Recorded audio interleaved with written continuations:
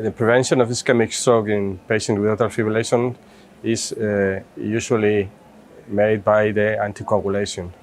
Anticoagulant drugs had a very important news 10 years ago. It were the direct oral anticoagulants that changed the paradigm, and antivitamin K drugs stopped to be used. But we know that some patients with atrial fibrillation under anticoagulation suffer complications, bleeding complications, and they sometimes cannot be using the drugs again. And on the other hand, some patients under oral anticoagulants also suffer strokes, what is called breakthrough strokes. So there are two needs in neurology to answer to this question: how can we help them when anticoagulation cannot be used because it's dangerous or is not enough for them?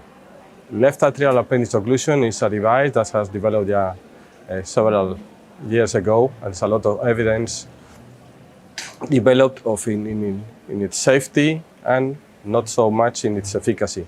So it's a device that occludes the left atrial appendage and then tries to avoid the formation of thrombus in the left part of our heart.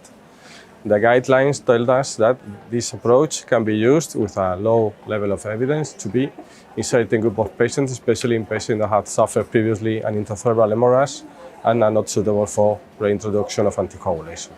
Several trials, especially Prague 17 trial, has developed in trying to answer the question if it is safe or its efficacy, comparing these two strategies, the occlusion of the left appendage or the anticoagulants.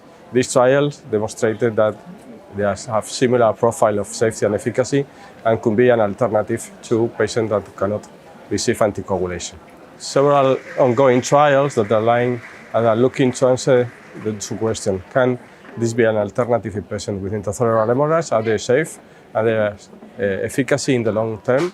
And on the other hand, as I said previously, some patients also have strokes while being on anticoagulated, and some trials have said surgical in patients that go under cardiac surgery, they occluded the appendage, and they saw that these patients, although they were anticoagulated, suffered less strokes when the appendage was surgically closed.